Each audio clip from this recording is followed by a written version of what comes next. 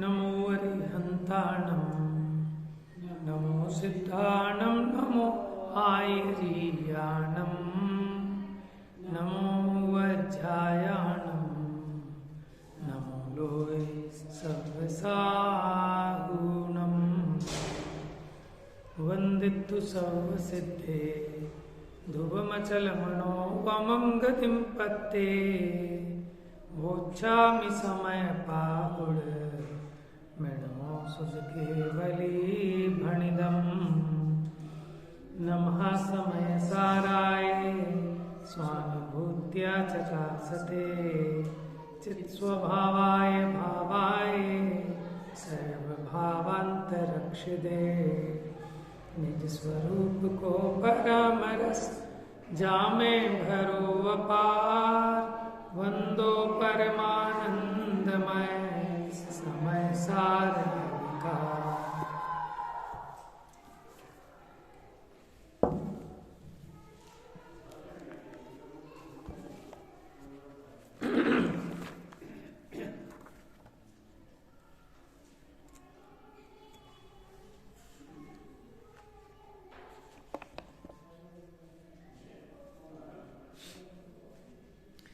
निर्जरा अधिकार page number 515।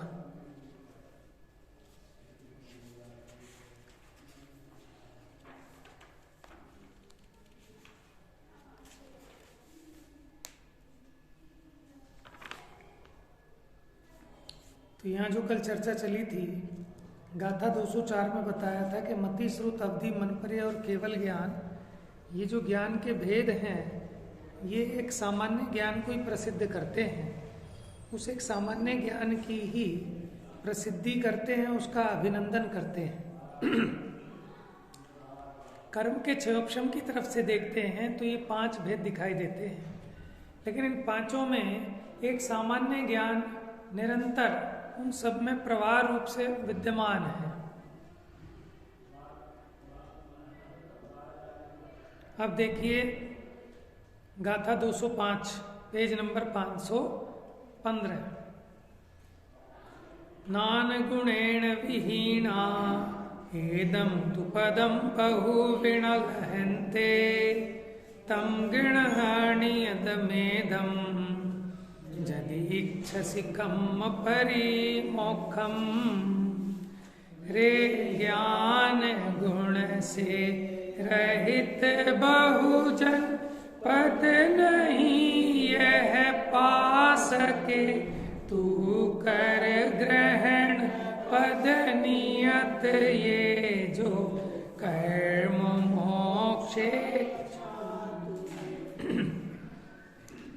रे ज्ञान गुण से रहित बहुजन पद नहीं यह पा सके तू कर ग्रहण पद नियत ये जो कर्म मोक्ष इच्छा तुझे। अगर कर्मों से छूटने की इच्छा है तो इस नियत पद को ग्रहण कर। के किस नियत पद को?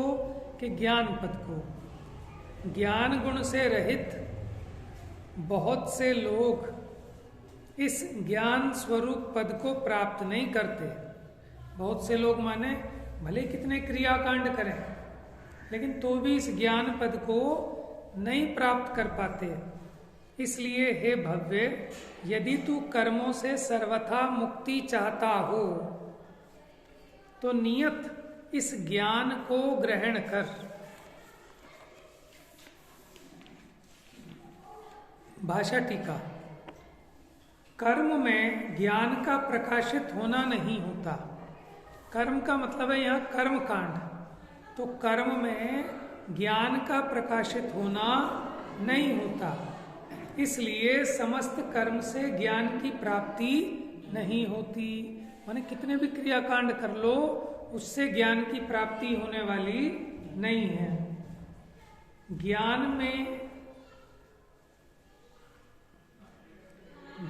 में ही ज्ञान का प्रकाश होता है। ज्ञान में ही ज्ञान का प्रकाश होता है, इसलिए केवल ज्ञान से ही ज्ञान की प्राप्ति होती है। माने कर्म कांड से ज्ञान की प्राप्ति नहीं होती। ज्ञान से ही ज्ञान की प्राप्ति होती है। इसलिए बहुत से ज्ञान शून्य जीव बहुत से कर्म करने पर भी इस ज्ञान को प्राप्त नहीं कर पाते और इस पद को प्राप्त न करते हुए वे कर्मों से मुक्त नहीं होते। इसलिए कर्मों से मुक्त होने के इच्छुक को मात्र एक ज्ञान के आलंबन से यह नियत एक पद प्राप्त करना चाहिए। क्योंकि देखो, ये जो चेतना प्रकाश है ये अनादि अनंत है, शाश्वत है, स्थायी है, और ऐसे स्थायी पद को उस ज्ञान के द्वारा ही पाया जा सकता है। माने मैं ज्ञानमयी हूँ, ये ज्ञान के द्वारा ही अनुभव किया जा सकता है। मैं ज्ञानमयी हूँ, इसे किसी क्रियाकांड के द्वारा अनुभव नहीं किया जा सकता। इसलिए ज्ञान गुण के द्वारा ही उस एक ज्ञान रूप नियत पद को प्राप्त किया जा सकता है। 516 नंबर पेज।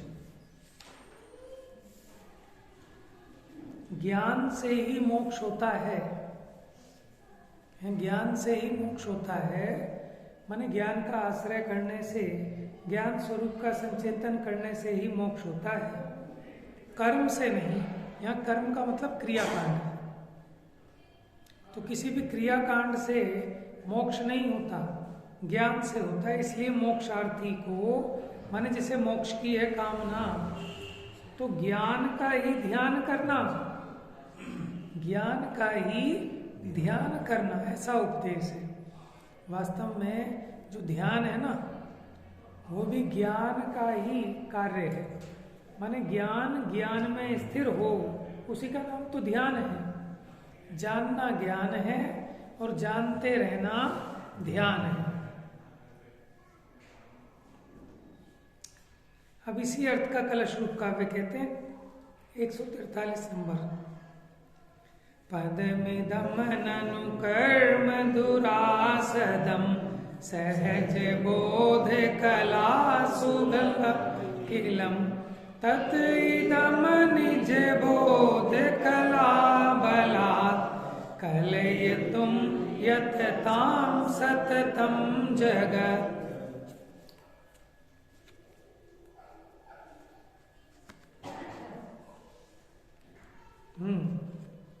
क्रिया कांड से ना मिले यह आत्म अभिराम, ज्ञान कला से सहज ही सुलभ आत्माराम। अतः जगत के प्राणियों छोड़ जगत की आश, ज्ञान कला का ही अरे करो नित्य अभ्यास। तो इस कलश में क्या कहते हैं कि ये ज्ञान रूप पद कर्मों से वास्तव में दुरासद है।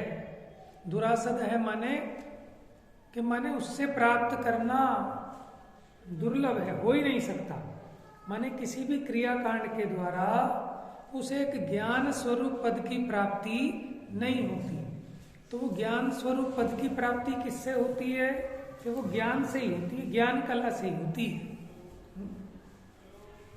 सहज ज्ञान की कला के द्वारा वास्तव में सुलभ है।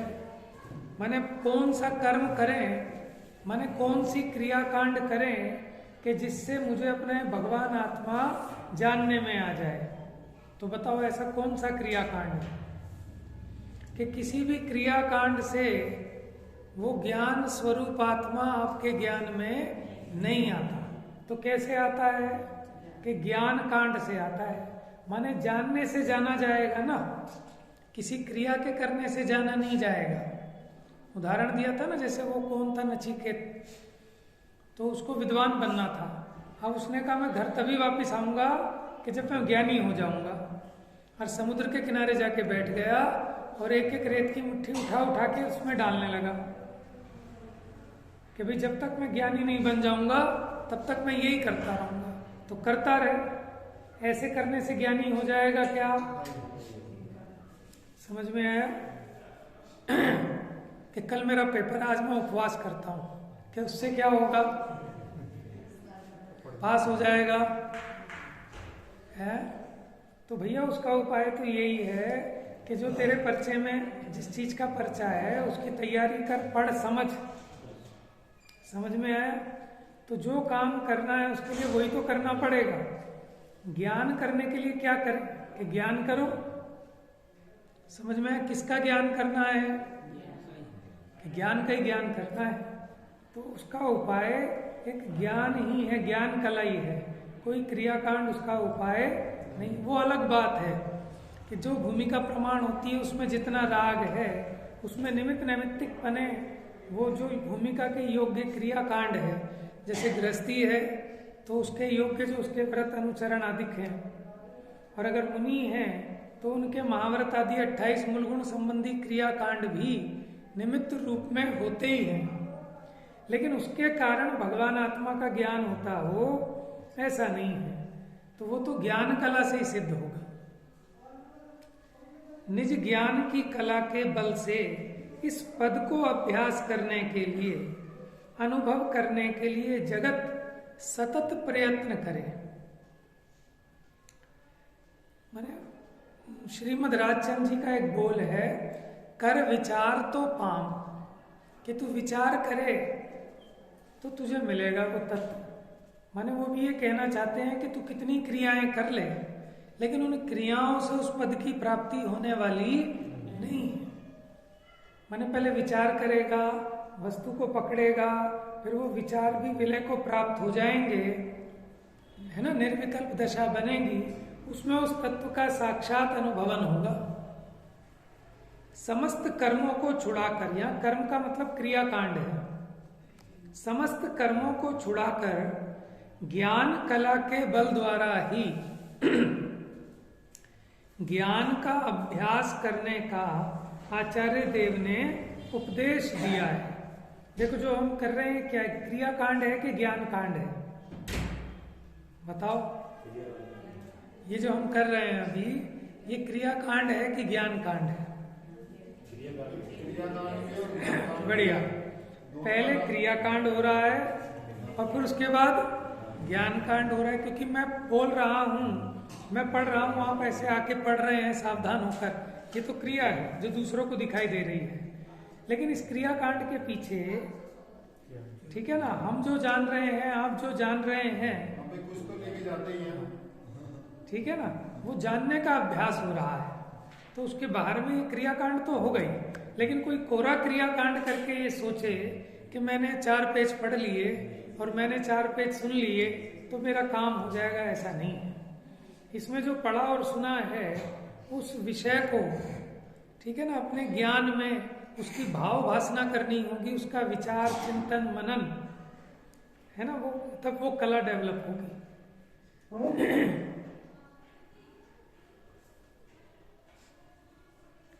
समस्त कर्म कांड को छुड़ाकर ज्ञान कला के बल द्वारा ही ज्ञान का अभ्यास करने का आचार्य देव ने उपदेश दिया है। तो ज्ञान का अभ्यास एक तो होता है कि हम शास्त्र पढ़ते जाएं खूब, कि हमने 10 शास्त्र पढ़ लिए और कंठस्थ भी कर लिए, कि नहीं, कि ज्ञान का अभ्यास भी ज्ञान कला के द्वारा होना है, क्योंकि ये ज्ञान नहीं है, ज्ञान यहाँ है, ठीक है ना। जो जानन चेतन स्वरूप है ये ज्ञान है, और उस चेतना को चेतना ये ज्ञान की कला है।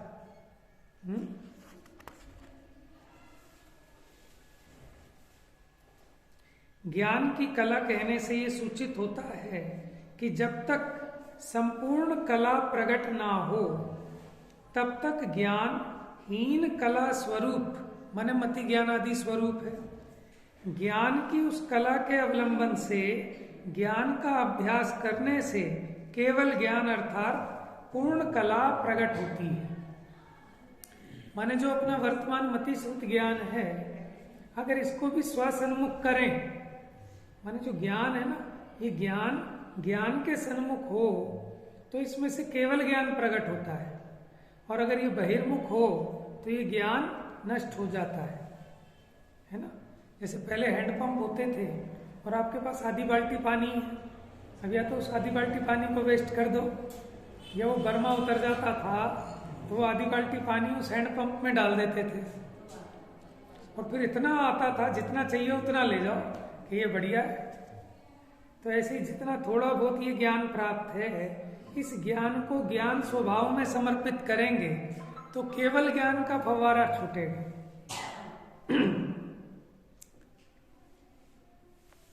तो इसके पीछे जो गाथा पड़ी थी 205, अब जयसेनाचार्य की टीका, यहां से आगे 8 गाथा पर्यंत उस ही परमार्थ पद का प्रकाशक जो यह ज्ञान गुण है उसका सामान्य कथन करते हैं।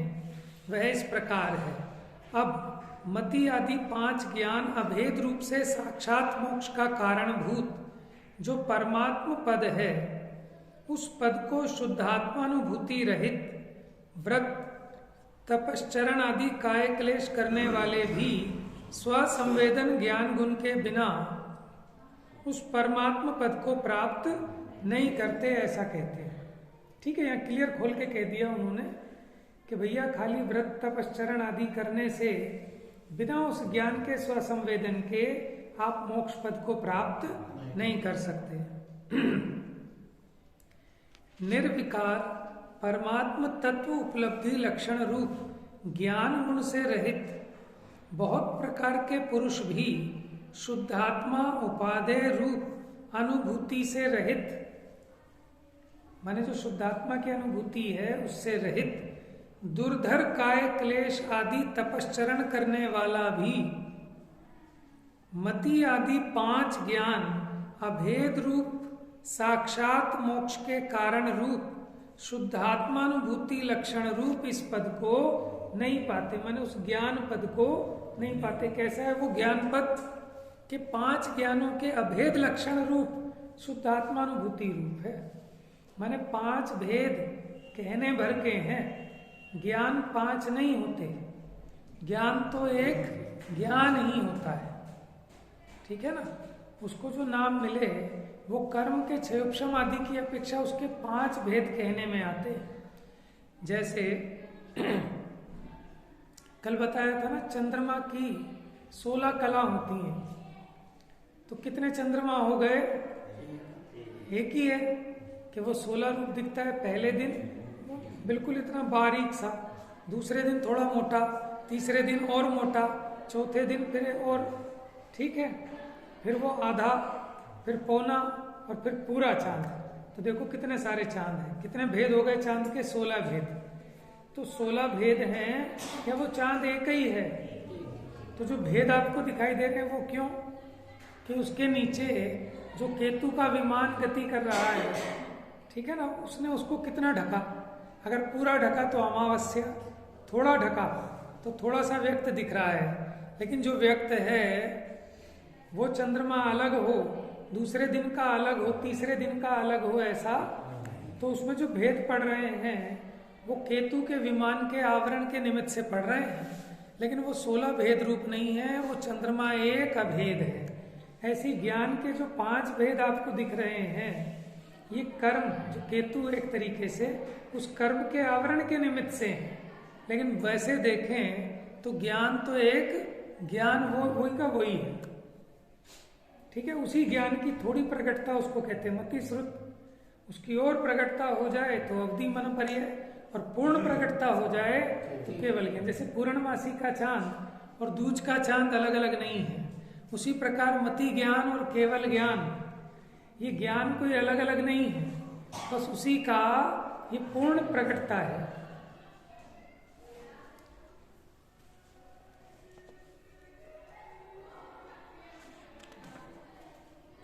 हे भव्य, उस पद को ग्रहण करो। कि क्यों करें?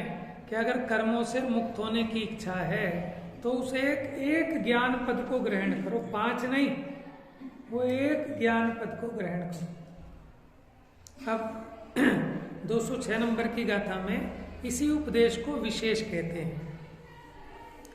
एदम हिरदो नित्यम संतुष्टो दिनिच्च में दम ही एदेन होदितित्तो ओहदितुह उत्तमम सौखम। बहुत बढ़िया गाथा है ये। 206 नंबर। इसमें सदा रतिवंत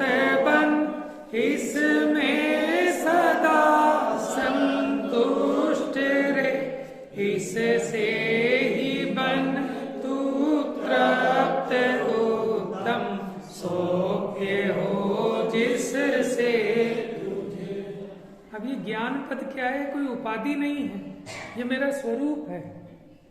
ये जो जानने रूप ऐसा जो मेरा स्वरूप है, उस एक पद में तू क्या कर? रतिवंत। रतिवंत माने उसी के प्रति प्रीति कर और उसमें सदा संतुष्ट रहे और उसमें ही तू तृप्त रहे।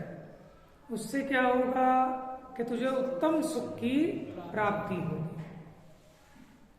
हे भव्य प्राणी, तू इसमें नित्य रत अर्थात लीन हो, प्रीति वाला हो, इसमें नित्य संतुष्ट हो।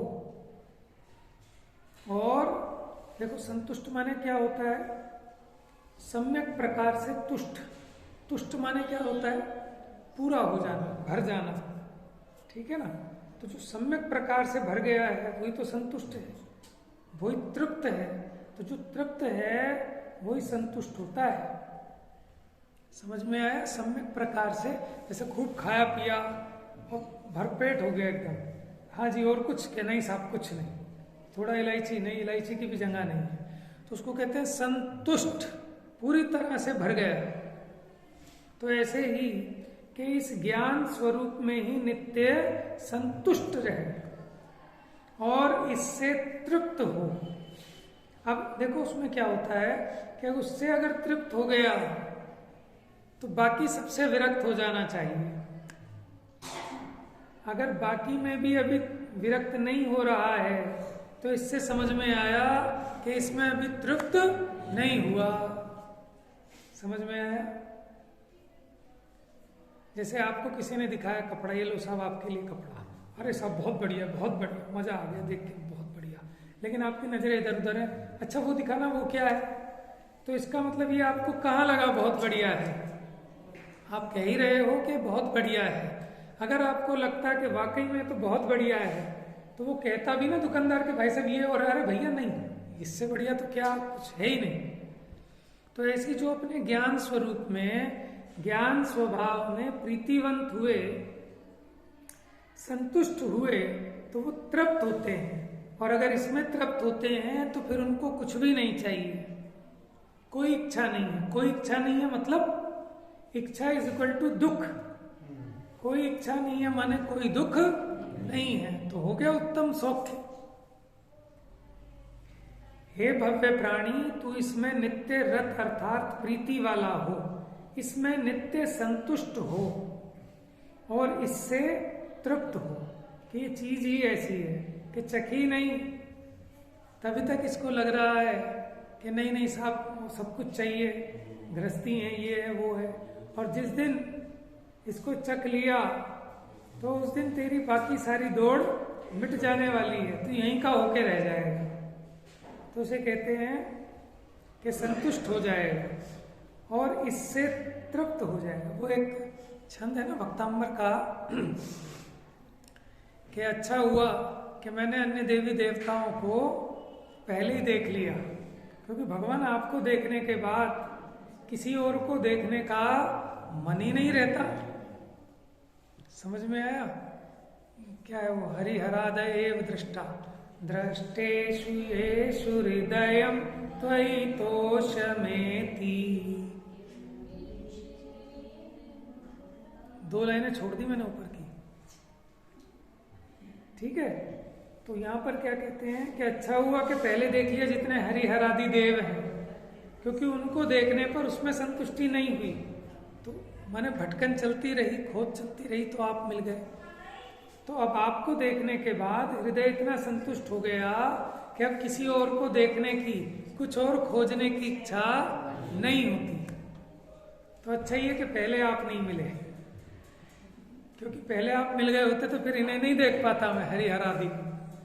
समझ में? कई बार ऐसा होता है ना कि आप मार्केट में कोई चीज ढूंढ रहे थे और पहले नंबर पे उसने ऐसी चीज दिखा दी, अब आप कहते हो भैया बस बंद कर दे, बस माने आप संतुष्ट हो गए। यानी अगर उसमें संतुष्ट हो गए तो अब बाकी सबसे विरक्त हो गए, आपकी तृप्ति वो है तृप्ति का चिन्ह। ऐसे अगर आपको ये ज्ञान स्वभाव का आपने रस चख लिया तो उसका रस ही ऐसा है कि उसमें जीव तृप्त हुए बिना नहीं रहता, संतुष्ट हुए बिना नहीं रहता। वो है ना रस नीरस हो जात तत्क्षण जब निज अनुभव आवे। क्या है? हाँ, अक्ष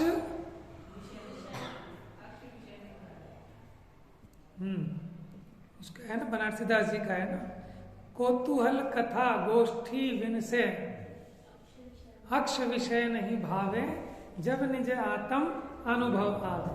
माने जीव को जहां जहां आनंद आता है ना, घूमना फिरना, गप्पे ठोकना, कौतूहल गोष्ठी, ये सब फीके लगने लगते हैं। कब? कि जब निज आत्म अनुभव आवे।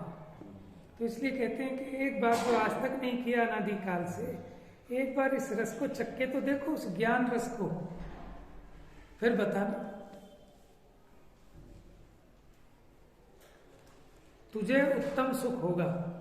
हे भव्य, इतना ही सत्य आत्मा है जितना यह ज्ञान है। माने वो ज्ञान स्वरूप ही और ज्ञान रूप से अनुभव में आता है। वो दर्शन चारित्र श्रद्धा रूप वो आपके ज्ञान की पकड़ में नहीं आने वाला। आपको तो वो चेतता हुआ चेतने में आएगा और आप इसी से उसकी पहचान करेंगे। तो कह रहे हैं इतना ही सत्य आत्मा है जितना ये ज्ञान है।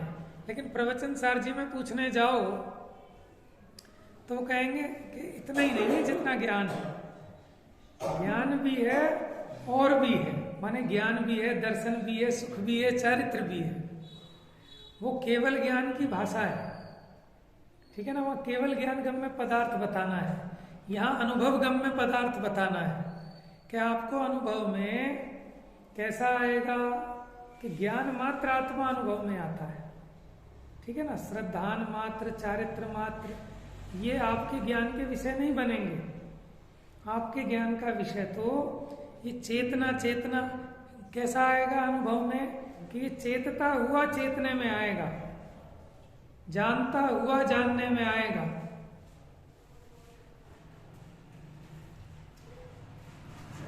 तो इतना ही सत्य आत्मा है जितना यह ज्ञान है। ऐसा निश्चय करके ज्ञान मात्र में ही सदा रति प्राप्त कर। देखो यह ज्ञान मात्र का मतलब कोई ये नहीं है कि समय सार का ज्ञान या किसी ऐसा स्पेसिफिक ज्ञान नहीं, जिसकी चर्चा पीछे 204 नंबर और 5 नंबर की गाथा में की थी कि 5 ज्ञानों में अभेद रूप को जो एक सामान्य ज्ञान है उस ज्ञान की बात है। तो उस ज्ञान मात्र में ही सदा ही रुचि प्राप्त कर, इतना ही सत्य कल्याण है जितना यह ज्ञान है। ऐसा निश्चय करके ज्ञान मात्र से ही सदा ही संतोष को प्राप्त कर, इतना ही सत्य अनुभवन करने योग्य है। देखो तीनों बातें कह दी। सबसे पहले कह दिया इतना ही रुचि करने योग्य है, फिर कहा इतना ही है अनुभव करने योग्य है, इतना ही ज्ञान करने योग्य है। ऐसा निश्चय करके ज्ञान मात्र से ही सदा ही तृप्ति प्राप्त कर, इस प्रकार सदा ही आत्मा में रत, आत्मा में संतुष्ट। देखो अब आत्मा क्या है? आत्मा इन्होंने पहले ही कह दिया। आत्मा मैंने क्या बताया था? आत्मा का मतलब होता है मैं। तो मैं हूं, ये कैसे पकड़ में आए कि जानन जानन रूप से, ठीक है। इसलिए वो कह रहे हैं कि आत्मा कितना कि जितना ज्ञान, जानन मात्र रूप ज्ञान आत्मा है। तो इस प्रकार सदा ही आत्मा में, माने आत्मा में कहें अथवा ज्ञान में कहें, रत, आत्मा में संतुष्ट और आत्मा से तृप्त, ऐसे तुझको वचन अगोचर सुख प्राप्त होगा। माने मुनिराज जंगल में माने महीना हो गया, भोजन का विकल्प भी नहीं आ रहा, ठीक है। बताओ हमें जो सुख के साधन लगते हैं उनमें से कोई एक साधन बताओ जो उनके पास हो। और फिर भी उनके मुद्रा देखो आप, अत्यंत तृप्त हैं, संतुष्ट हैं, सुखी हैं। ये तो इंसान का चेहरा बता देता है कि कौन तृप्त है और कौन अतृप्त है, ठीक है ना। जो तृप्त है उसके चेहरे पे संतोष टपकता है, उसको कुछ नहीं चाहिए। और एक व्यक्ति जो असंतुष्ट है उसका चेहरा बता देता है कि उसको सबसे शिकायत रहती है, उसके अपार इच्छाएं उसे निरंतर दुखी बनाए रखती हैं, उसके माथे पे से सल नहीं हटती, वो हमेशा हैरान परेशान बना रहता है। ठीक है ना, जितनी पुण्य प्रमाण सामग्री मिली उसमें भी जो संतुष्ट होता है, ठीक है ना, तो उसके भी अलग प्रकार की शांति दिखाई देती है। और फिर जो अपने स्वरूप में संतुष्ट हुआ, ठीक है ना, फिर वो कुत्ते छोड़े शिकारी और वो कीलित हो गए, तो इसमें क्या आश्चर्य है, उनकी मुद्रा ही ऐसी इतनी संतुष्ट है ना। लौकिक में भी हम उस व्यक्ति से बड़ी जल्दी प्रभावित होते हैं कि जिसकी किसी चीज की कोई इच्छा नहीं होती, मानो उसे जैसा मिल जाए वैसे में तृप्त है, संतुष्ट है, किसी से कभी कोई शिकायत नहीं, जैसा दे दिया वैसा खा लिया, जहां सुला दिया वहां सो गया, जहां बिठा दिया वहां बिठा दिया, बैठ गया। तो हमें क्या लगता है, भैया ये तो देवता है। समझ में, आपके कोई ऐसा मेहमान आ जाए तो आपको भी कैसा लगता है कि भाई साहब ऐसा व्यक्ति मिलना मुश्किल है। और कोई मेहमान ऐसा आ जाए, ये क्या है, इस पे हमें कहाँ से नींद आ जाएगी, आपके यहाँ वो वाला गद्दा नहीं है, आपके गीजर नहीं, आपके हीटर नहीं, ये कैसे कैसे दुखी, माने महादुखी। तो आपको समझ में आएगा भैया ये तो महादुखी है। समझ में आया। और एक व्यक्ति ऐसा जिसकी कोई इच्छा नहीं, कोई शिकायत नहीं, जो दे दें वो खा लें, जो कह दें वो सुन ले, तो आप कितना उससे आप प्रभावित होते हैं कि वाकई में भाई साहब ये है सुखी आदमी, है ना। ये तो अभी लौकिक की बात है। और वाकई में जो जिन्होंने ज्ञान स्वरूप को जाना और उसमें लीन हो गए, माने मुनि हो गए। मुनि का दूसरा अर्थ ज्ञानी होता है, क्योंकि मुनि शब्द मनन से बना है, कि जो मनन करे वो मुनि। मनन शब्द वो ज्ञान के अर्थ में है, तो मुनि माने भी ज्ञानी है। तो आप सोचो कि हम सुबह से क्या सोच के उठते हैं और रात के सोने तक किस किस पदार्थ में से हम सुख निकालना चाहते हैं, लेकिन सुख निकालने के चक्कर में थक कर चूर होकर पड़ के सोते हैं, जैसे मजदूर सोता है। और फिर सुबह उठ के फिर नया प्लान, फिर भी सुख नहीं मिलता। तो ऐसी रोज रोज कटती जा रही है, एक एक करके, एक एक दिन करके, हैं। अपनी जिंदगी के कितने साल निकल गए, और डेली सुबह कुछ ना कुछ नई उमंग के साथ उठता है ये, ठीक है ना, कि शायद आज मुझे वो सुख प्राप्त हो जाएगा, लेकिन वो दिन भी थक के चूर ऐसे ही चला जाता है मजदूरी में। तो जहां वो सुख प्राप्त करने का साधन है उस पर इसका ध्यान नहीं है। तो इस प्रकार सदा ही आत्मा में रत, आत्मा में संतुष्ट और आत्मा से तृप्त, ऐसे तुझको वचन अगोचर सुख प्राप्त होगा। देखो हमने कहा कि जो लौकिक में भी जितना आपको मिला पुण्य के उदय में, उसमें भी जो संतुष्ट हो गया ना, तो वो भी सुखी नजर आता है। समझ में, क्योंकि उसकी इच्छाओं की एक लिमिट तो हो गई, एक मर्यादा तो हो गई कि इससे बाहर मुझे नहीं चाहिए। अच्छा, जितना अपना पुण्य है उससे ज्यादा की इच्छा करता है, यही तो अन्याय नीति है। समझ में आया कि दूसरे के माल को देखकर जो अपने पास था ना वो भी बुरा लगने लगता है इसको, दूसरे की थाली का घी देखकर अपनी थाली की खिचड़ी भी अच्छी नहीं लगती। तो यही तो अन्याय है। और जितना अपने को उदय प्रमाण मिला उतने में अगर अपने अपना परिमाण कर लिया कि भैया उससे ज्यादा की इच्छा नहीं करना, तो भी वो बड़ा सुखी हो जाए जगत में। और यहाँ तो उसको कह रहे हैं कि जो आत्मा में रत है, संतुष्ट है और तृप्त है, तो आप कल्पना करो कि उसका सुख वो वचन अगोचर है, और उस सुख को उसी क्षण तू ही स्वयमेव देखेगा, कि किसी और को दिखाने की जरूरत नहीं है। उस सुख को तू स्वयमेव उसी क्षण स्वयमेव देखेगा, दूसरों से मत पूछ, क्योंकि दूसरे बता ही नहीं पाएंगे, भगवान भी नहीं समझा सकते तुझे, वो तो अनुभव गम्य है। भावार्थ, ज्ञान मात्र आत्मा में लीन होना।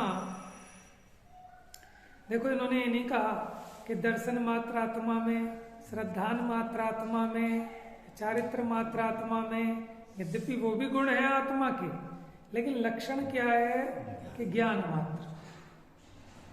उसी से संतुष्ट होना और उसी से तृप्त होना, यही परम ध्यान है। क्या है परम ध्यान? उस ज्ञान मात्र आत्मा में लीन होना, उसी में संतुष्ट होना, उसी से तृप्त होना, ये परम ध्यान है। और परम ध्यान करने वाले को मोक्ष की प्राप्ति होती है। उससे वर्तमान आनंद का अनुभव होता है और थोड़े से समय में ज्ञानानंद स्वरूप केवल ज्ञान की प्राप्ति होती है।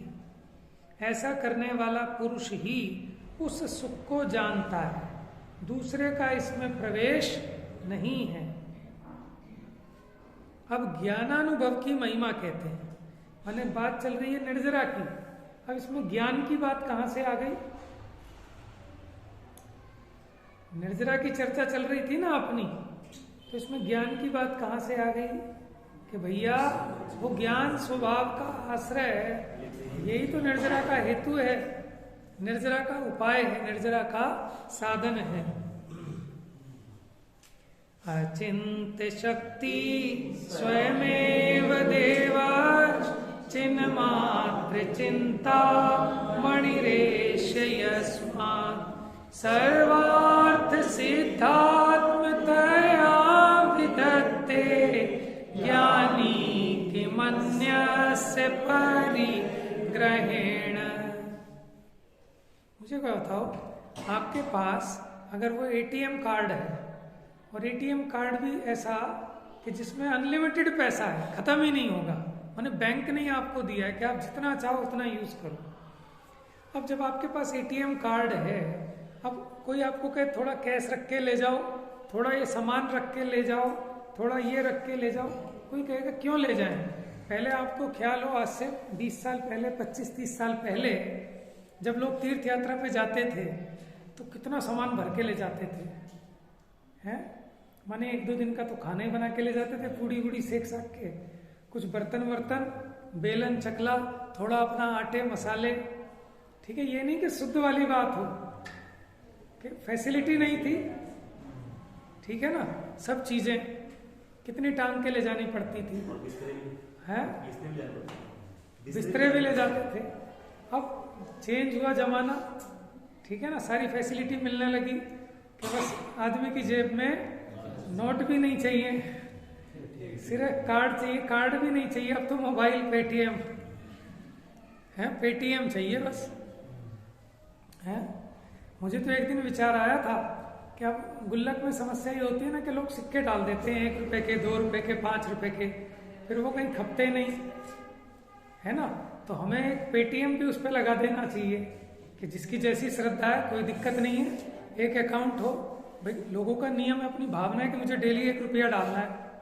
अब गुल्लक में तो एक बार हमने लिख के लगा दिया था, कृपया 1 और 2 रुपए के सिक्के ना डालें, लेकिन भाई सामने वाले की भावना है, उसकी अपनी जितनी है क्षमता है उतना करेगा। तो पेटीएम का जमाना है, सब्जी वाले भी सब पेटीएम लगा के रखते हैं, तो अच्छा हमें एक पेटीएम का कोड लगा देना चाहिए, जिसकी भावना अपना करेगा, डेली 1 रुपया ही डालना है तो 1 रुपया ही डाल, है कि नहीं। तो अब क्या कह रहे हैं कि वो फैसिलिटी आ गई अब तो मोबाइल की। अब मुझे बताओ, जब आपके पास ऐसा वो कार्ड है तो आप बताओ बाकी सारा बोझा क्यों ढोओगे आप, हर जगह वो चलता है। तो उसी प्रकार जब ज्ञानी को ऐसा अचिंत्य शक्ति वाला वो परमात्मा स्वरूप प्राप्त हो गया, अब वो अन्य परिग्रह की इच्छा क्यों करेगा? देखो, परिग्रह की इच्छा क्यों करते थे? सुख के लिए, भले ही उसमें से सुख नहीं निकलता था, लेकिन सुख का जो खजाना है ये अपना आत्मदेव, अब जब ये साक्षात अनुभव में आ गया तो इसलिए ज्ञानी बाकी किसी अन्य परिग्रह की इच्छा नहीं करता। देखो, अचिंत्य शक्ति स्वयमेव देव, कि ये कैसा देव है? अचिंत्य शक्ति वाला। किसने बनाया इसको देव? कि स्वयमेव है। अचिंत्य शक्ति किसको कहते हैं? कि भाई साहब जिसके बारे में आप सोच भी नहीं सकते उसको कहते हैं अचिंत्य, जिसका चिंतन भी ना किया जा सके उसका नाम है अचिंत्य शक्ति। ऐसा अचिंत्य शक्ति वाला ये स्वयं देव है। चिन्ह मात्र, चिंतामणि, कि चिंतामणि है, लेकिन कैसा? चिन्ह मात्र, यानी चैतन्य मात्र चिंतामणि है। सर्वार्थ सिद्धि आत्मतया। तो सर्वार्थ सिद्धि चाहिए कि नहीं चाहिए? सर्वार्थ सिद्धि चाहिए कि नहीं चाहिए? नहीं चाहिए। तो भाई साहब, सर्वार्थ सिद्धि वही नहीं होती। सर्वार्थ सिद्धि का मतलब होता है सर्व अर्थ सिद्ध हो जाए, सारे प्रयोजन सिद्ध हो जाए। आपका प्रयोजन क्या था? सुखी होना। तो सर्वार्थ, सर्व अर्थ, अर्थ माने प्रयोजन, के सारे आपके जितने प्रयोजन थे वो सब सिद्ध हो जाएं। तो ऐसा स्वरूप होने से ज्ञानी किमन्यस्य परिग्रहेण, फिर बाकी परिग्रह की इच्छा क्यों करेगा, उसको ग्रहण क्यों करेगा? इसलिए वो अपने में संतुष्ट रहता है। देखो अर्थ, क्योंकि यह ज्ञानी स्वयं ही अचिंत शक्ति वाला देव है और चिन्ह मात्र चिंतामणि है, इसलिए सर्व अर्थ सिद्ध आत्मतया, जिसके सब प्रयोजन सिद्ध हैं, ऐसा स्वरूप होने से। सब प्रयोजन सिद्ध क्यों है? देखो, कोई इच्छा ही नहीं है। कैसे सिद्ध है? कि कोई इच्छा ही नहीं है। इच्छा हो तो ये जीव दुखी हो, जिसको इच्छा ही नहीं है तो उसके तो सारे प्रयोजन सिद्ध हो गए। और इच्छा किसको नहीं होती? कि जिसका सब कुछ जिसने पा लिया हो। देखो, दोनों बातें एक साथ हैं। इच्छा मिट गई तो यही अपना प्रयोजन सिद्ध करना था, और अपने में संतुष्ट हो गए, अपने स्वरूप की प्राप्ति हो गई तो इच्छा मिट गई। दोनों काम एक साथ है। हाँ, इसीलिए स्वरूप की प्राप्ति हुए बिना इच्छा मिटती नहीं है। तो जिसके सर्व अर्थ सिद्ध हैं, ऐसा स्वरूप होने से ज्ञानी दूसरे के परिग्रह से क्या करेगा? कुछ भी करने का नहीं है। माने ज्ञानी को जब ये दिखता है, माने जब जितना मेरे पास है मैं इसी को नहीं भोग पाऊंगा, मैं ही छोड़ के जाऊंगा, तो दूसरे का बेईमानी से क्यों लूं? समझ में ना? जितना मेरा है यही नहीं मैं भोग सकता, ले जाने की व्यवस्था ही नहीं है, ठीक है, तो मैं क्यों दूसरे का क्यों लूं? मेरा ही फालतू है।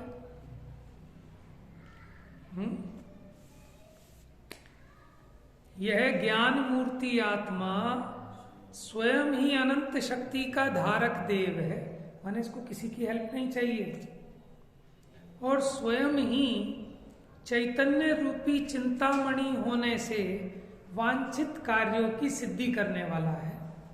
माने क्या कार्य है? सारे जगत का एक ही काम है, सुख चाहे, कि सुख चाहिए जीव को, और उस कार्य की सिद्धि स्वयं होने वाली है। इसलिए ज्ञानी के सर्व प्रयोजन सिद्ध होने से उसे अन्य परिग्रह को सेवन करने से क्या साध्य है? अर्थात कुछ भी साध्य नहीं है। इसलिए ज्ञानी पर पदार्थ को परिग्रह की इच्छा नहीं करता, ऐसा निश्चय का उपदेश है। अब आपका प्रश्न हो सकता है कि हमने तो ज्ञानी देखा है कि आज एक दुकान खोली, कल एक नई दुकान और मुहूर्त कर रहा है, ठीक है ना? हमने तो ऐसे भी ज्ञानी देखे, और आप कह रहे हो कि ज्ञानी को कोई परिग्रह नहीं होता, कोई पर पदार्थ की इच्छा नहीं होती। तो भैया, जिस गुण स्थान वाले ज्ञानी की बात हो उस गुण स्थान से समझना, ठीक है? चौथे गुण स्थान वाला है तो उसको श्रद्धा की अपेक्षा इच्छा नहीं है, माने श्रद्धान में रंच मात्र पर पदार्थ की इच्छा उसको नहीं है, लेकिन जितनी कसाय है उस कसाय में होती है। छठे सातवें गुण स्थान वाले मुनिराज हैं, उनको 3 कसाय चौकड़ी का अभाव हो जाने से उस संबंधी इच्छा नहीं होती, लेकिन अभी संज्वलन है तो उतनी कुछ अभी किंचित मात्र इच्छा होती है, लेकिन वो ज्यादा व्यक्त नहीं होती। और फिर 12वां गुण स्थान हो जाए तो समस्त कषायों का अभाव हो गया तो उनको रंच मात्र भी इच्छा नहीं है। इच्छा उत्पन्न नहीं हो गई, कर्म स्वयं जड़ जाएगी, किंचित नहीं विभाव रहे, गुण स्वयं प्रकट हो जाएंगे। विभाव ना रहे तो गुण तो अपने आप प्रकट हो जाएंगे, तभी तो उसका स्वभाव है जीव का। जैसे अग्नि का निमित्त हटा दो तो जल तो अपने आप शांत शीतल हो जाएगा, स्वभाव में आने के लिए कुछ नहीं करना। पानी को नीचे से ऊपर चढ़ाने के लिए तो बहुत कुछ करना पड़ेगा, लेकिन ऊपर से नीचे लाने के लिए कुछ नहीं करना। मोटर कोई लगाता है कि ऊपर से नीचे पानी कैसे आएगा, उसके लिए भी एक मोटर लगा दो। समझ में आया? तो ऐसे ही ये जीव का अगर विभाव नष्ट हो जाए तो स्वयं गुण प्रकट ही है। आप एक बात बताओ, अगर ज्ञानावरण कर्म का अभाव हो जाए तो अपने को क्या प्रकट होगा? क्या होगा प्रकट? अगर ज्ञानावरण का अभाव हो जाए तो क्या प्रकट होगा? अनंत ज्ञान प्रकट हो जाएगा। उसको कहीं से लाना वाना नहीं है, वो है स्वरूप है ना मेरा, तो स्वरूप को कहीं से लाना नहीं पड़ता, उसके लिए किसी निमित्त की आवश्यकता नहीं है।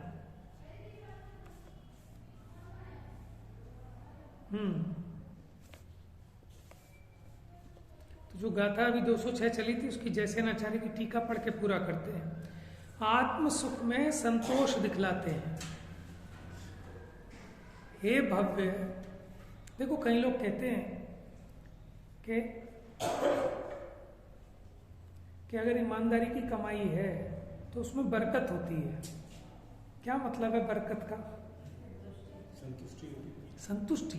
वहां उसका मतलब क्या है? संतुष्टि। क्योंकि जो ईमानदार है ना उसको संतोष होता है तो उसकी बरकत होती है माने। और जो बेईमान है वो उसे संतोष नहीं है तभी तो बेईमान है। वो हमेशा घबराएगा तो है ही, लेकिन हमेशा दूसरे की जेब कैसे काट लूं, इसका कैसे लूट लूं, इसी चक्कर में हैरान परेशान रहता है। समझ में आया ना? तो यहां कहते हैं आत्म सुख में संतोष दिखाते हैं कि आत्म सुख में ये जीव संतुष्ट होता है। हे भव्य, पंचेंद्रिय सुख से निवृत्ति लेकर, देखो आप हमेशा नोट करना, जैसे न आचार्य जो बात करते हैं वो मुनि की मुख्यता से करते हैं, और अमृत चंद्र आचार्य हमारी तुम्हारी जो भूमिका है माने गृहस्थी की मुख्यता से बात कर रहे हैं, चौथे गुण स्थान की मुख्यता से। हे भव्य, पंचेंद्रिय सुख से निवृत्ति लेकर, देखो काय से निवृत्ति लेनी है? हम काय से समझते हैं कि काम से, धंधे से, इससे उससे, और सोचते हैं उससे लेके फिर सुखी हो जाएंगे। कि वो कह रहे हैं पंचेंद्रिय सुख से छूट कर, माने वो दुख है, नाम है उसका सुख और है वो दुख। तो पंचेंद्रिय सुख से निवृत्ति लेकर, निवृत्ति का मतलब होता है मुक्त होकर, छूट कर, निर्विकल्प योग के बल से स्वाभाविक परमात्म सुख में सदा लीन हो। लेकिन कब लीन होगा? कि जब इन पंचेंद्रिय सुख से निवृत्ति लेगा। अगर पंचेंद्रिय सुख में ही अटका हुआ है तो फिर तुझे अतीन्द्रिय सुख मिलने वाला नहीं है। हे भव्य, पंचेंद्रिय सुख से निवृत्ति लेकर निर्विकल्प योग के बल से स्वाभाविक परमात्म सुख में सदा लीन हो, संतुष्ट हो, तृप्त हो, तब तुझे आत्मानुभव के सुख की अनुभूति से उत्तम अक्षय मोक्ष सुख होगा। अब इसमें चर्चा ज्ञान की मुख्यता से चलेगी कि ज्ञानी क्यों पर द्रव्य का ग्रहण नहीं करता, ज्ञानी को परिग्रह की इच्छा क्यों नहीं है। कह रहे अपने पुण्य के उदय में मिलने वाला जो परिग्रह है, जब उसकी भी इच्छा नहीं है तो पर द्रव्य माने अन्याय अनीति की इच्छा क्यों होगी उसको? मिथ्यात्म नाश वे को ज्ञान के